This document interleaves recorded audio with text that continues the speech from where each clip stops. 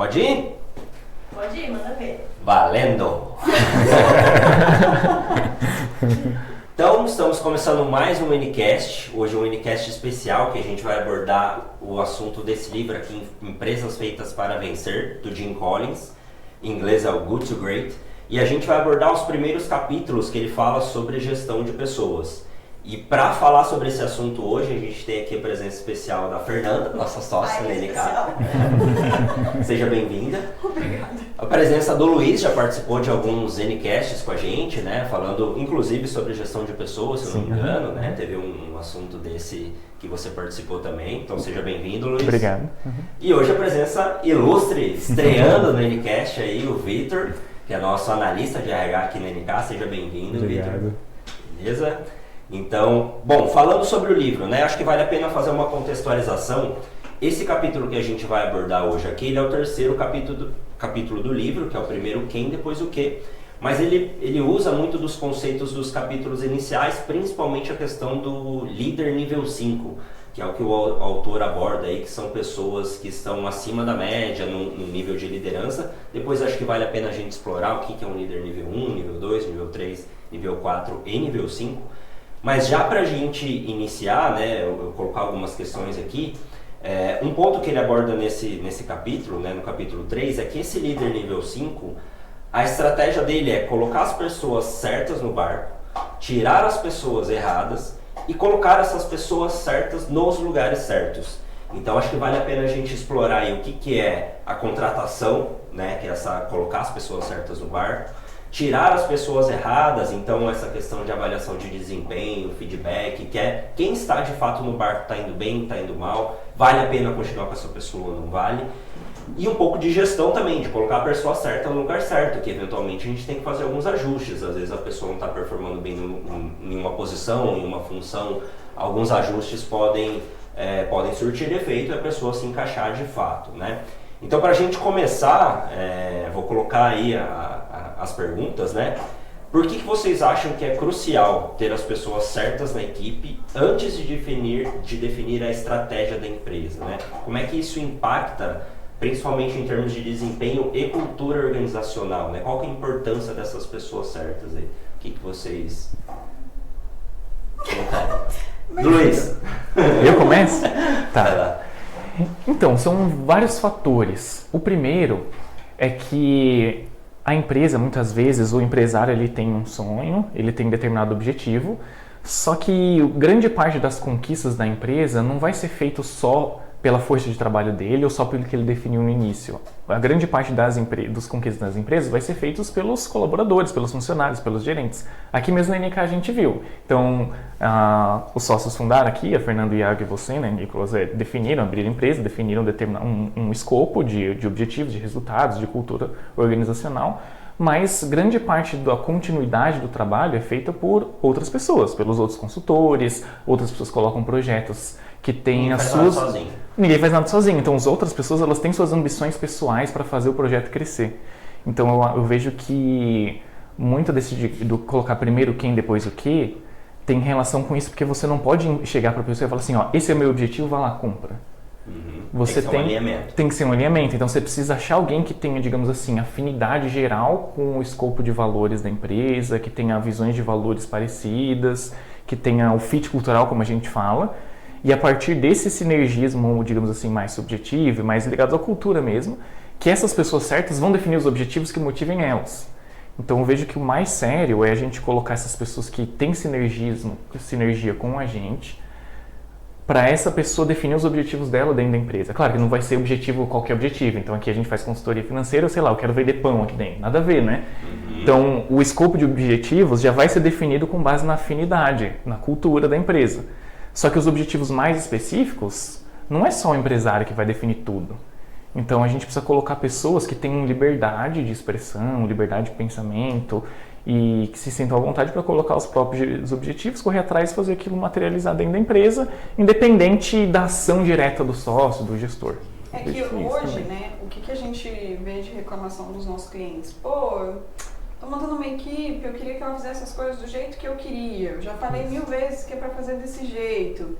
E assim, não que as pessoas certas vão necessariamente fazer do jeito que você quer, né? Porque o ambiente que você precisa criar é um ambiente de confronto em que as pessoas consigam contribuir também, e não só abaixar a cabeça e fazer, porque senão você é um líder nível 4, né? Que é um gênio com 1000 auxiliares. Então, quando a gente fala do primeiro quem, depois o que, você precisa entender, né, o contexto. Então, as pessoas certas no lugar certo, eu posso ter uma pessoa que deu muito bem em outra empresa, e aí você traz ela para cá, mas a cultura não abraçou ela, ela não casa com o resto do ambiente.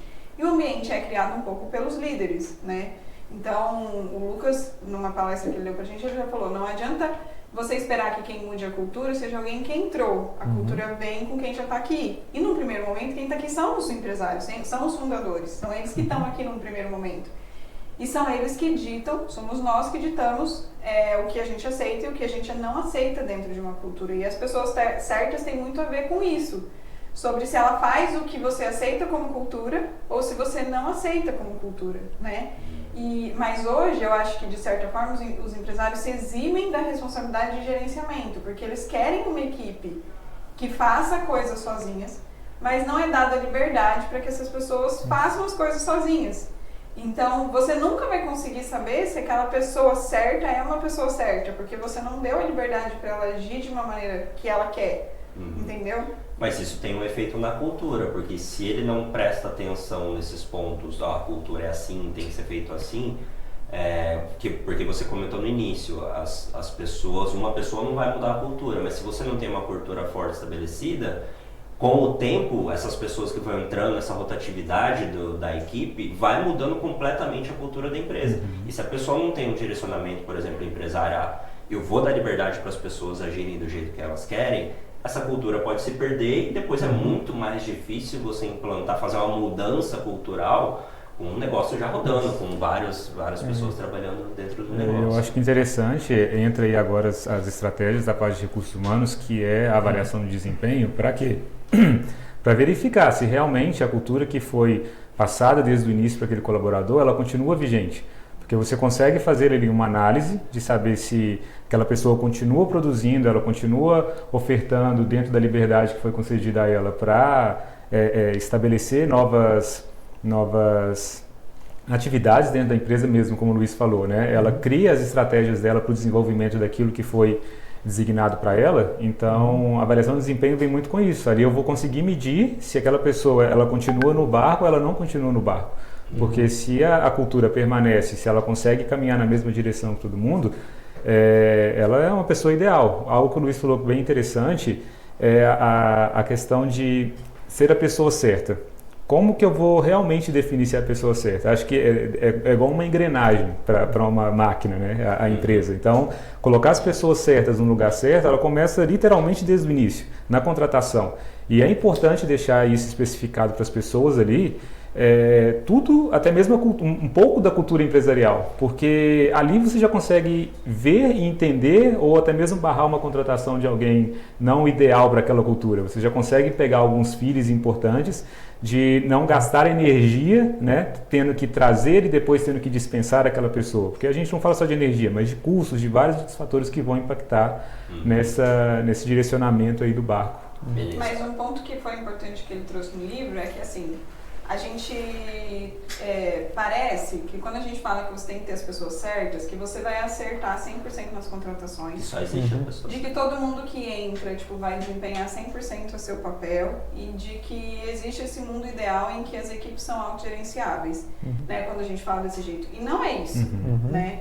Ele justamente traz um dado de que a rotatividade nas empresas feitas para vencer é a mesma rotatividade das empresas que não foram feitas para vencer, que na verdade pela tradução ficou uma droga minha explicação, mas de que nas empresas good a rotatividade é a mesma do que nas empresas great. Então, o que acontece?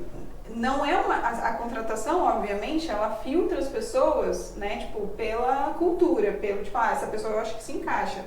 Mas o que essas empresas fizeram de maior ganho é saber exatamente que quando não dá certo, não dá certo. Que ele fala assim, você precisa ser implacável, né? Que você precisa de fato cortar as pessoas que não dão certo muito rápido. Então, o número de rotatividade era igual nos dois grupos. Só que nas empresas great, ou as pessoas ficavam pouco tempo, ou elas ficavam muito tempo. Então o tempo era diferente, porque quando as pessoas não se encaixavam no perfil, tinha uma análise muito rápida, né? Que eu acho que, beleza, na contratação eu entendi, parecia que você dava um fit com a cultura, mas aí, eu fiz 1 alinhamento, 2 alinhamentos, 3 alinhamentos, não foi? Tentei te alocar em outro lugar, não deu, tipo, tchau, né? Não tinha um apego sobre a manutenção dessa pessoa. Aí, Vitor, eu acho que passando a bola para você, né, o que seriam essas avaliações para tomar essa decisão mais rápido? O que você sugere, por exemplo, para algum cliente nosso, um cliente pequeno, de comércio, né, que não é uma empresa listada na bolsa, não tem processos tão bem estabelecidos? O que você sugeriria para esse empresário para tomar essa decisão mais rápida? Porque a gente sabe que quanto mais rápido você tomar essa decisão, é mais fácil de você, de repente, encontrar uma outra pessoa, treinar outra pessoa que ela de fato se encaixe na sua cultura. Quais são essas rotinas dentro do negócio que esse cara pode fazer? Eu acho que o principal é, desde o início, você deixar claro para a pessoa a cultura empresarial, né? E ela tendo esse conhecimento, você começar a fazer as análises daquilo que foi repassado para ela, se ela tem trazido resultados com base naquilo ali. Independente, como a Fê falou, ela se autogerenciar. Então eu não preciso estar ali em cima dela o tempo todo, mas ela está me trazendo algum tipo de resultado com base no que eu passei para ela. Eu acho que isso é muito importante. E conseguir também fazer algumas análises com base em conhecimento, de habilidades, né? Se a pessoa tem atitude para fazer aquilo ali, é o famoso chá que a gente sempre fala, né? Se ela está trazendo algum resultado com aquilo ali. Então, a partir do momento que eu consigo ver algo trazendo uma dissonância do que foi passado, você começar a fazer essa avaliação, você consegue enxergar mais rápido. Então, é importante sim ter, a Fê falou, a rotatividade acaba sendo a mesma, mas a duração ali dentro. Então, é o que a gente fala da retenção dos talentos, a gente mantém eles ali dentro, né? Mas de que forma que eu vou fazer isso? Então, eu preciso ter toda essa questão de qualificação, de aceite da cultura da empresa, tudo isso para que ela permaneça, mas que também a gente consiga fazer todo o acompanhamento e o mais legal, que a Fê pontuou também, a questão do direcionamento. Poxa, eu trouxe o Luiz para ele ser consultor, mas acaba que eu vejo muito mais qualidades nele de estar fazendo outra coisa. Eu não necessariamente preciso dispensar o Luiz porque ele não é um ruim profissional, por ele não estar fazendo aquilo ali, mas porque ele é muito melhor fazendo outra coisa. Então, você conseguir enxergar tudo isso é bem interessante. Entendi. E você, Luiz, você que está em contato com mais clientes, está mais próximo aí do dia a dia desses empresários, você visualiza que os nossos clientes, por exemplo, são muito mais líder nível 4, que é um gênio com um monte de auxiliares, ou você acha que eles têm alguns lampejos de nível 5, assim, de realmente criar esse ambiente estratégico? É polêmica essa pergunta, né? Mas eu acho que tem um espectro aí grande e eu acho que também, eu tenho observado isso há um tempo, eu acho que não é tão 880 assim. Então eu acho que alguns clientes têm os lampejos de nível 5 e quando a gente olha para empresas menores, a realidade é um pouco mais complexa também. Mas assim, dentro dos tipos de liderança, eu acho que a maior parte dos nossos clientes está no nível 3, que é o gerente eficiente. Então, ou seja, ele sabe gerenciar as atividades da empresa, só que às vezes ele ainda nem sabe muito bem articular as pessoas ainda muito bem em torno dos objetivos que ela quer. Então tem dificuldade de definir um objetivo no ano, atingir aquele objetivo, estabelecer um objetivo para o próximo ano e continuar também. Então acho que a maior parte dos empresários já não chegam nem no nível 4, chegam no nível 3, que é só gerenciar o curto prazo ali da empresa. Que é até a utilização dos recursos, né? Porque exatamente. A gente vê que os clientes têm essa dificuldade da utilização dos recursos. De, por exemplo, o que eu posso pedir de ajuda para o meu funcionário que não é função dele? Então a gente estava num debate hoje, assim, tipo, eu queria montar uma equipe, eu queria que a equipe fizesse do jeito que eu quero, tipo, porque eu tenho o meu método e eu queria que eles replicassem o meu método. Aí quando a pessoa fala assim, tipo, você pensa, ela nem levou em consideração que talvez alguém tenha uma sugestão de melhoria no método dela. Porque ela não soube utilizar bem esse recurso, o recurso que é o funcionário dele, entendeu? Tipo, que eu vou usar você para testar o meu método, mas se o meu método não estiver bom o suficiente, eu preciso que você me avise. E aí eu vou criar um método diferente, levando em consideração a sua opinião. Ela quer que as pessoas abaixem a cabeça e façam. E aí isso é bastante do líder nível 3, porque você não está aberto nem para o confronto, você não está aberto para utilizar o potencial que aquela pessoa tem no seu todo. Então é uma falta até de gerenciamento de recursos, porque é um recurso aquela pessoa que está ali, né, que poderia talvez ela até seja a pessoa certa, mas você não está dando a liberdade suficiente para ela tomar as decisões. Dentro disso, não sei se você quer terminar, mas enfim, é que dentro disso, de dar liberdade, tem uma questão, algumas empresas que eu falei, eu acho que tem lampejo de nível 5. Que pode parecer bobo, mas faz muita diferença, que é o empresário ele genuinamente se preocupar em o sucesso e o reconhecimento tá no funcionário e não nele. Porque muitas vezes o empresário ele quer ele ser o reconhecido, ele quer ele ter o destaque, ele quer ele ser o empresário do ano. Então quanto mais o empresário se desvincular disso e mais quiser valorizar o funcionário, como o gerente, como o sucesso da empresa e não necessariamente ele, mais fácil vai ser da pessoa colocar o empresário lá e ele conseguir ter isso. Então, por exemplo, eu não acho que não tem nenhuma empresa que tenha um líder nível 5, assim, full, vamos assim dizer, cheio. Só que tem algumas empresas que a gente atende que, por exemplo, que tem vendedor, que é uma empresa de comércio relativamente pequena, mas que tem vendedor que já ganha bem acima da média do mercado, porque a empresária ela gosta de dar o destaque para funcionário. Então, fala, não, você que é boa, eu só consigo ter esse resultado por causa de você, enfim. Ela dá o destaque para a pessoa e não para ela. Então, não só para uma funcionária, mas para toda a equipe de vendas. Então, e não só um valeu, né? Financeiramente, ela também ganha bem acima da média. Tanto que ela tem uma formação acadêmica e ela trabalha com venda, que não tem nada a ver, porque se ela for trabalhar com o que ela faz, ela vai cair muito o salário dela. Então, você vê que ela entrou desde cedo e como essa empresária ela dá o valor na pessoa e não nela mesma, e isso retorna financeiramente, então isso acaba revertendo em a pessoa ter a retenção de talentos, que é o nosso... E aí até vale a pena para contextualizar para todo mundo que está ouvindo, essa é a principal diferença do líder nível 4 para o líder nível 5, que é o título do capítulo, que é primeiro quem, depois o quê.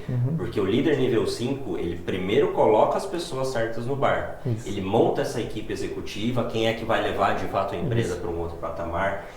A função dele, a principal função dele é montar essa equipe, é formar essa equipe no primeiro momento. E depois, sim, beleza, para onde que esse barco está indo, que ele consegue contribuir, mas principalmente com a equipe que está vendo a realidade, ele também vai conseguir contribuir.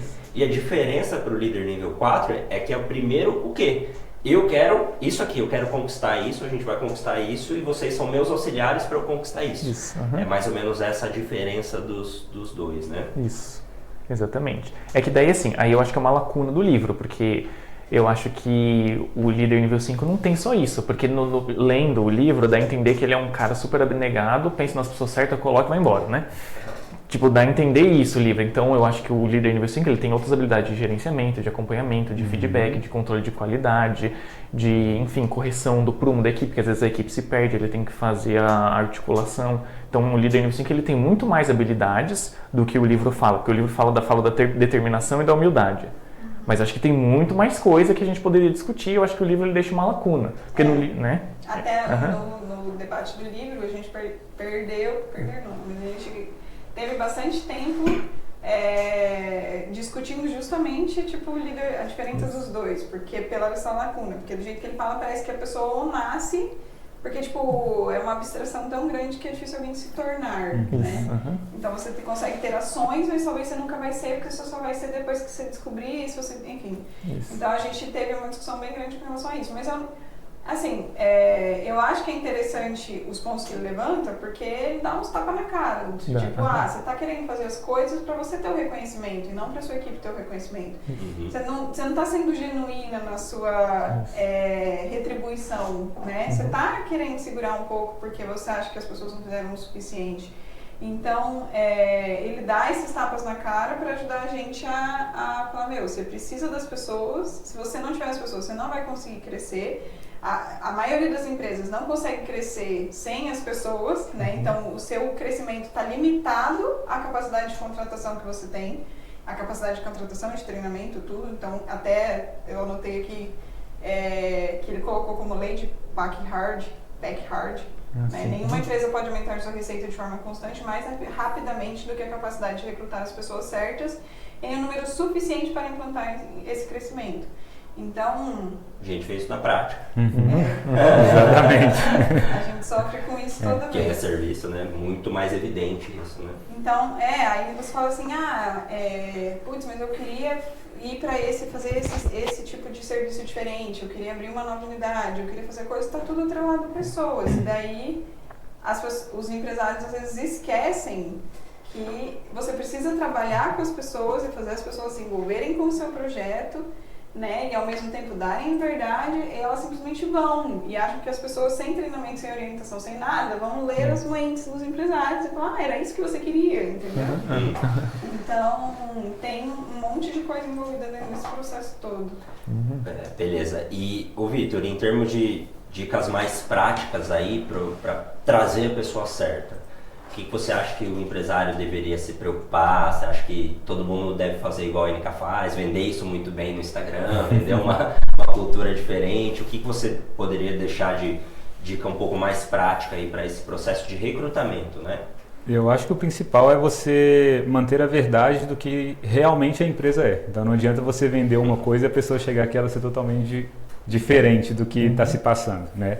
Porque isso acaba trazendo uma frustração para quem está sendo contratado. Então, tipo, peraí, eu estou vendo que vocês estão vendendo aqui a NK, é uma coisa maravilhosa, eu estou chegando aqui, não é isso daqui. Né? Então, isso acontece muito, né? A gente vê várias pessoas desistindo aí e até frustrante, porque imagina você abrir mão de um lugar onde você talvez esteja bem para ir para um lugar que você acredita que ser o melhor e chegar ali não é. Né? Então, acho que quando você trabalha com a verdade é o principal. Mas também é manter a linha do que você quer. Então, o que eu vou avaliar na hora de uma contratação? Eu vou avaliar a habilidade, sim, é importante eu saber se aquela pessoa tem um conhecimento mínimo, né? Até porque, dependendo da empresa, ela tem métodos específicos que precisam ser implantados nas pessoas. Eu não estou falando de um chip que a gente coloca, mas eu falo de uma cultura, conhecimento mesmo, né? Então, ter essa qualificação, a questão da motivação, você precisa avaliar se a pessoa ela tem a motivação. Por quê? Como que eu vou contratar uma pessoa que ela tem habilidade, mas eu vejo que ela é totalmente estagnada, ela não vai seguir no rumo que eu estou colocando ali das estratégias que foram desenvolvidas. Ela vai ter motivação para criar novas estratégias, como o Luiz falou, né? Se autogerenciar também. Habilidades interpessoais, ela é boa, ela é comunicativa para aquela função que ela vai estar desenvolvendo, né? Várias outras habilidades que a gente precisa avaliar e questão de atitude também. Então, eu acho que essa pergunta ela é muito genérica de empresa para empresa, porque algumas empresas vão colocar alguns pontos mais importantes, enquanto outros. Então, assim, dentro do que para ela é prioridade, ela precisa avaliar para ter os profissionais qualificados no lugar certo, né, para fazer as coisas certas. Mas acho que ele mesmo trouxe, né, no livro que não teve nenhuma comprovação pelo estudo que foi feito de que a remuneração fazia com que mais pessoas certas viriam, que não é isso que traz no início, mas que a remuneração é importante pelo fator de manutenção da pessoa e por todas as outras coisas. Porque às vezes a gente escuta algumas reclamações de empresário, nossa, mas está muito difícil de contratar.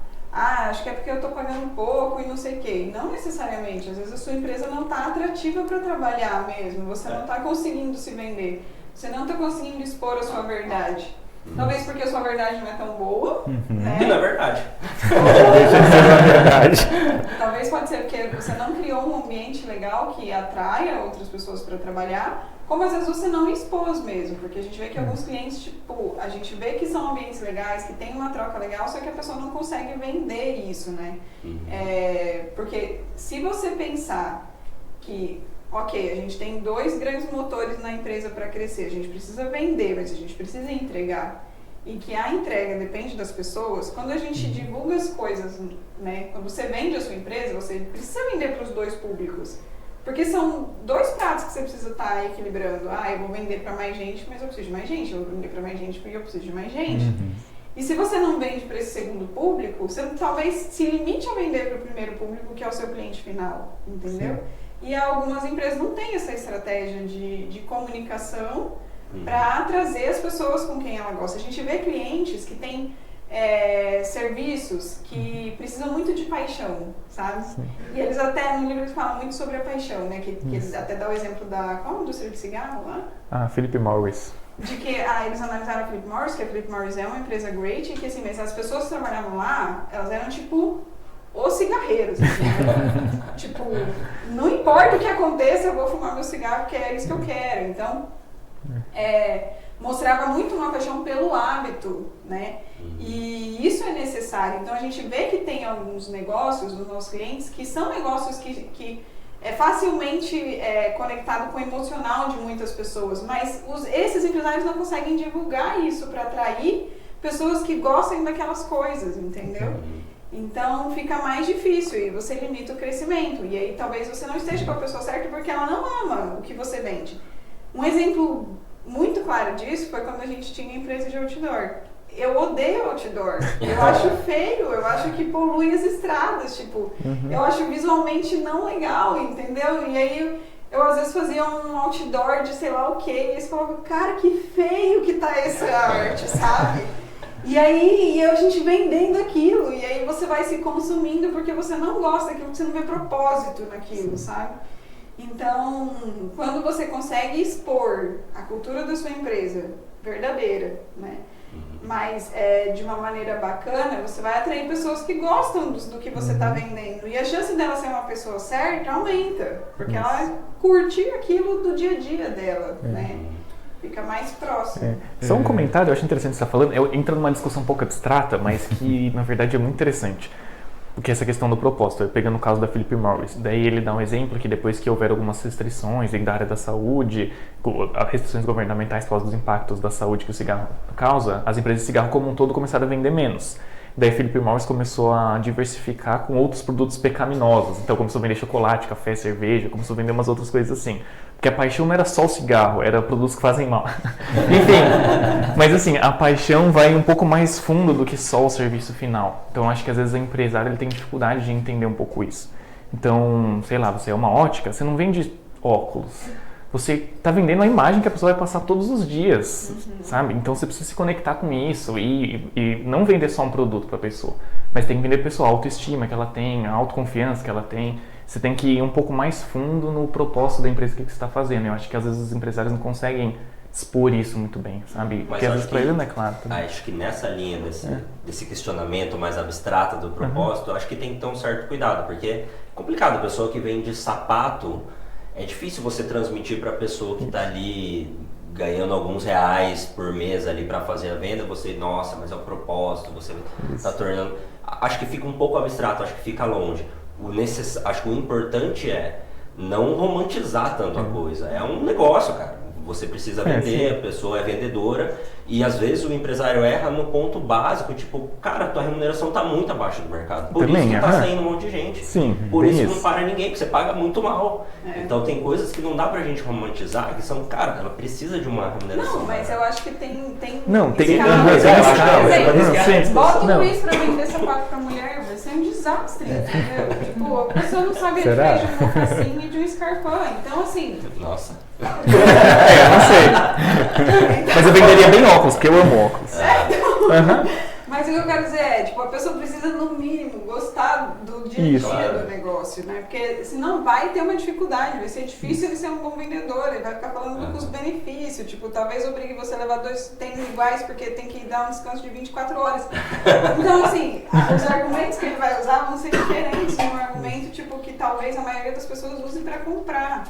Então, essa conexão com o produto ou com o serviço de todas as pessoas da equipe é interessante você ter, porque gera uma afinidade, né? Tipo, gera uma proximidade, é mais fácil você ter argumentos, é mais fácil você dar sugestões de melhoria de todo o processo. Alguém da sua equipe tem uma visão completamente diferente do que é fazer aquela função que você nem percebeu que às vezes, cara. Sim, então, e você consegue dar mais sugestões quando você tem uma afinidade com o que você está fazendo, mesmo que você não seja bom em vendas, mas se você gostar muito do produto, você vai falar, olha, mas quando eu compro o Scarpa, eu levo em consideração se ele range a hora que eu ando, entendeu?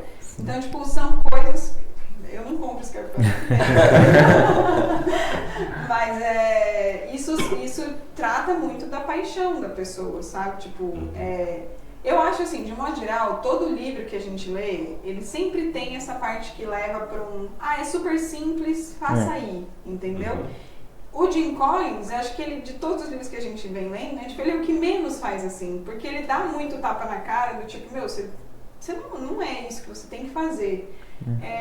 E fica, mas ao mesmo tempo ele deixa essas lacunas de algumas explicações, mas acho que de um modo geral ele não romantiza muito, porque como ele traz uma base histórica, ele dá argumentos de como as coisas foram. É a pesquisa dele, né? É difícil replicar, mas ele tem uma informação ali, né? É porque ele analisa dados gerais, ele não foi lá, estava no dia a dia da empresa e viu como funcionou. Então por isso que fica umas lacunas práticas às vezes. Eu acho que um gancho do que a Fê falou aí, respondendo também a sua pergunta sobre o que o empresário precisa analisar ali na hora de contratar, é a questão do propósito, que foi bem importante, sabe? Então, tipo, quando você traz para ele esse real propósito, e outra coisa, não é o salário, como você disse, né? Ele não é um fator crucial. Hoje em dia, a gente tem estudado muito sobre a questão do salário emocional, que é tão importante para as pessoas. Então, tipo, ok, eu posso ter a remuneração que é o básico que eu preciso para sobreviver, eu tenho que pagar as coisas, eu tenho que comer, fazer tudo isso, mas é a questão do salário emocional que as pessoas hoje em dia têm valorizado bastante, né? O que tem de diferente ali que é atrativo para mim, para que eu consiga realmente vivenciar o propósito daquela organização. Então, isso é bem importante também, as empresas começarem a ter esse olhar mais cuidadoso em relação ao salário emocional das pessoas, né? O Fer, eu queria fazer uma pergunta mais prática aí, porque a gente falou um pouco de contratação, né, trazer as pessoas certas, falou de tirar as pessoas erradas, essa prática do dia a dia, o que a gente avalia. E eu queria a sua opinião, que eu sei que você é muito boa nisso, em termos de gestão, de colocar a pessoa certa no lugar certo. Quanto tempo eu tenho que testar a pessoa até ela, de fato, não, agora não rola mesmo, essa pessoa precisa vazar? Não sei se eu sou boa nisso, porque eu me apego à pessoa, né? Até um dos tapas na cara que eu levei nesse livro é justamente a parte da demissão, porque eu até grifei aqui que é não demitir, né, é deixar as pessoas agonizarem na incerteza durante meses ou até anos, roubando um tempo precioso de suas vidas, que elas poderiam usar buscando algo novo.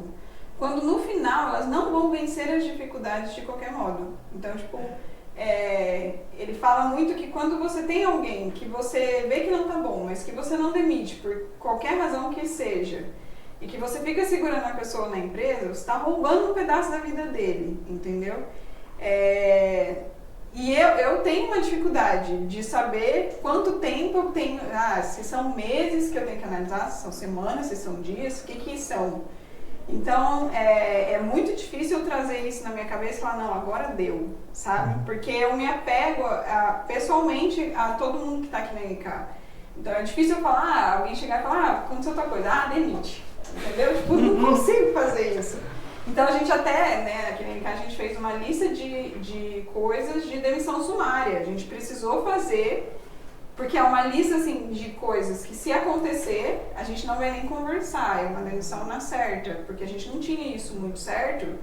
E se deixar comigo, eu sempre vou tentar alocar a pessoa. Então, eu acho que o que eu sou boa é tentar colocar as pessoas no lugar certo, mas se a pessoa não dá certo, eu não sei muito o que fazer, entendeu? Mas eu acho que, mais do que tempo, eu acho que é uma quantidade de chances, vamos dizer assim. Então eu acho que se a pessoa entrou, você tentou alinhar a expectativa, você colocou ela num cargo, não deu, eu acho que tentar mais um cargo, eu acho que é válido. Mais dois, eu acho que é só se, tipo, cara, se tiver... A pessoa tiver muitos comportamentos positivos, assim, sabe? Porque senão eu acho que você já tá colocando a pessoa nesse momento de agonia, assim, sabe? De tipo, eu não servi pra aquilo, eu também não servi pra aquilo, mas eu vou tentar isso aqui, então. Então, eu acho que tentar dois cargos diferentes, pra nossa realidade, que a gente tem um limite de coisas que as pessoas podem fazer aqui também. Sim. Eu acho que tentar dois cargos, eu acho que é válido. Eu acho que mais do que isso é você colocar a pessoa num momento de agonia ali, né? Acho que o legal desse ponto conecta com outro livro que também vale a pena e fica a sugestão, que é o Empatia Assertiva, de que numa eventual demissão não pode ser surpresa. A pessoa tem que ser avisada, os feedbacks que ela vem recebendo, não tá legal, não tá indo bem, isso aqui não ficou legal, acho que não é por aqui o caminho, então não pode ser uma surpresa, né, quando chega no caso de uma demissão de fato. Um outro ponto que eu queria falar, que daí não é minha estatística, e sim de uma outra consultora parceira nossa, que é a Laís, ela comentou na palestra dela, acho que 6 meses é um limite muito grande. Você vê que no primeiro mês não foi, 2 meses, 3 meses. Cara, acho que 6 meses estourando mesmo é o que você consegue se a pessoa tem outros comportamentos. Agora, tem pessoa que vai pingar na função, você vê, errou alguma coisa no processo seletivo. Porque essa pessoa não poderia ter passado nesse processo seletivo. 1 semana, 15 dias ali já realmente você percebe que não vai rolar. Então, voltando às 3 regras, ele fala, né, a regra número 1, na dúvida não contrate, continue procurando. Mas se você contratou, a pergunta que você tem que fazer é, hoje eu contrataria a pessoa de novo? E a terceira, que eu acho que é uma das que mais pegou enquanto eu estava lendo o livro, é: se a pessoa pedir demissão hoje, você vai ficar aliviado? Porque essa, eu acho que demonstra muito que você já tentou muita coisa, sabe? De que você já colocou ela em um lugar, de que você já colocou ela em outro lugar, de que talvez ela seja um remendo, tipo, na sua estrutura, de que você está aceitando coisas que você não devia estar aceitando. Então, são perguntas interessantes para você fazer. Por isso que ele fala que você tem que ser implacável, que significa você tomar decisões difíceis, rápidas, mas que ao mesmo tempo não é para... a pessoa não performou também no primeiro mês, já cortar. Tipo, ele fala que não é isso, que isso é ser burro, né? Tipo, quer dizer, não falou burro, ele falou outra coisa, mas eu não lembro o que é. Mas que às vezes você desperdiçou um processo seletivo enorme pra... que às vezes a pessoa só não tá no lugar certo mesmo, por isso que ele mesmo fala sobre testar em outras posições, né? Mas eu acho que essa questão da demissão, ela pega muitos gestores, porque de um modo geral a gente se apega à história que a pessoa tem com a gente se apega ao tempo de treinamento que a gente deu para a pessoa. Mas a pessoa já sabe fazer, ela resolve um pedaço do problema, mas aí você não abre a possibilidade para contratar outras pessoas, né? Tipo, você não abre porque você tem sempre aquela pessoa média. Então, tipo, se você demitir, a água vai bater na bunda e aí você vai fazer um processo seletivo para contratar pessoas. Considerando algo que você falou também, a dificuldade hoje de encontrar pessoas no mercado. Então, tipo, é melhor manter essa daqui que tá meia boca do que, né, perder ela e aí ter que procurar outra pessoa. Mas também vai daquilo que o livro fala, né? Tipo, colocar as pessoas certas. Então, necessariamente eu preciso dispensar, tirar daqui, porque está atrapalhando outras pessoas. Tem algo bem legal que falou também, que eu li, da questão de as outras pessoas se sobrecarregarem por conta do outro. Entendeu? Então, tipo, como eu estou numa equipe e aí eu vou sobrecarregar outras pessoas porque uma peça não está funcionando bem, isso também é interessante. Então, quando você isso tira... ajuda até como argumento de demissão. Sim, exatamente. Então foi bem interessante essa abordagem aí de retirar as pessoas erradas para não atrapalhar a equipe. Por isso que a rotatividade é a mesma, mas eles agem mais rápido. Porque se você tem uma equipe que uma pessoa performa super bem e uma pessoa não performa, a pessoa que performa super bem tende a ganhar mais trabalho, né? Até tem um meme que sai na internet: parabéns, você está fazendo um bom trabalho, toma mais trabalho. Então, isso acontece normalmente quando você tem um desequilíbrio, né? Tipo, de você não saber nem quais são as funções exatas daquela pessoa, ou se aquela pessoa tem uma equipe que não é tão boa na equipe dela, né? Porque daí você tem que assumir funções que não eram suas, e é por isso que você faz mais trabalho. Então, você perceber que essa pessoa errada, que não é só você focar na pessoa certa, mas é você olhar a pessoa, que nem você falou no começo, é você olhar para pessoas erradas e tirar elas do barco. Isso é tão importante quanto colocar as pessoas certas no barco, porque as pessoas erradas, elas minam o ambiente, né, e acabam sobrecarregando o que as pessoas certas poderiam estar fazendo de melhor. Legal. Mais algum ponto? Tranquilo? É isso? Não. Eu só queria complementar uma coisinha que a Fê falou, sobre a questão do prazo, do tempo, né? Tipo, quando que eu sei que é o momento de demitir essa pessoa se eu achar que ela não está dando certo? Eu acho assim, são várias, pegando um pouco do Lucas e do que o Lucas sempre passa pra gente, é a questão de tudo depende, né? A gente sempre precisa levar do lado do depende. Por quê? Imagina uma pessoa chega numa empresa nova. Primeiro, ela tem aquele prazo para ela se adaptar, né? Ela chegou num lugar onde a cultura é diferente, ela vai precisar absorver aquilo tudo e vivenciar aquilo ali. E tem muitas ferramentas envolvidas no processo de desenvolvimento dessa pessoa. Sim. E eu não estou falando simplesmente só de conhecimento técnico dela, mas do que ela tem disponível para ela fazer o que ela precisa fazer. Então, se ela precisa desenvolver algo e as informações que ela precisa estão perdidas, como que fica isso para ela? Então ela precisa reorganizar alguma coisa para conseguir desenvolver outra. Então isso leva tempo, mas na visão de um gestor, mas lógico, isso precisa ser a questão da comunicação também. Olha, Nicolas, eu preciso organizar isso daqui antes de desenvolver isso daqui. Né? Ele tá. Vou usar um exemplo porque eu achei legal. Mas sabe por quê? Porque casou, porque olha que interessante. Para um gestor, se ele não tem essa visão de que, olha, realmente isso daqui precisa ser ajustado para que ele consiga fazer aquilo ali, o gestor vai imaginar o quê? Não, essa peça não serve. Deixa eu dispensar ela porque já não serviu. E não é assim. né? Ele estava tentando ali ajustar alguma coisa. Então, quando você tem essa liberdade como profissional de, não, Vitor, beleza, vai lá, faça isso daqui porque você vai conseguir fazer isso, é importante, sabe? E a pessoa também não se sentir, né, tipo, poxa, ele quer que eu faça isso, eu não consigo fazer isso daqui agora, mas lógico, acho que tudo é questão da comunicação. Quando você tem essa abertura de se comunicar, de conversar, de explicar e principalmente de mostrar, porque simplesmente falar, dos tá dois falando, lados, dos né? dois lados. Tanto da pessoa que está ali como do gestor também se comunicar e a pessoa vender, ó, eu preciso organizar a casa primeiro para a gente dar o próximo passo. Exatamente. Tá, né? A comunicação tem que ser tem que fluir. Então, eu acho que esse prazo ele vai aí, né, do depende, para a gente conseguir enxergar tudo e ver se aquela pessoa se encaixa ou realmente não se encaixa dentro do propósito da empresa. E eu acho que tem um período de validação também, né? Porque a pessoa, ela chega, né, pelo menos na NK, ela chega, daí a gente faz um onboarding, daí a gente fala, ó, você precisa se posicionar, porque esse é um dos nossos princípios, se posicione. Aí a pessoa deve ficar meio assim, tá bom que eu tenho que me posicionar. Daí a pessoa, tipo, ela vai precisar ter uma oportunidade para se posicionar, para daí ela ver que isso é isso mesmo que ela tem que fazer. E aí, às vezes, ela nem teve uma oportunidade de se posicionar, e aí você fala, ela não se posiciona. Mas ela se posicionar com o quê, entendeu? Tipo, você tem que dar um tempo para testar. Então, acho que para a gente finalizar, né, o intuito desse podcast aqui era a gente discutir previamente esse capítulo do livro, porque no final desse mês de julho, a gente vai ter um debate com os nossos clientes justamente para discutir esses pontos que foram discutidos, de como trazer as pessoas certas, de como tirar as pessoas erradas do barco e de como colocar as pessoas no lugar certo, as pessoas certas no lugar certo. Então a gente vai ter esse momento de debate aqui na NK, a gente queria fazer esse primeiro conteúdo aqui para contextualizar também os nossos clientes. Então, acho que deu pra gente cobrir bem todos esses pontos, né? Acho que o debate vai ser intenso, vai ser bem legal no dia. E é isso, fica a dica do livro, Jim Collins, Feitas para Vencer. Livro excelente, na verdade todos os livros do Jim Collins são muito bons. Eu pelo menos gosto bastante. Acho que é uma leitura válida aí para todo mundo que está querendo aprender um pouco mais sobre gestão, sobre o dia a dia dos negócios aí. E é isso, até a próxima. Tchau.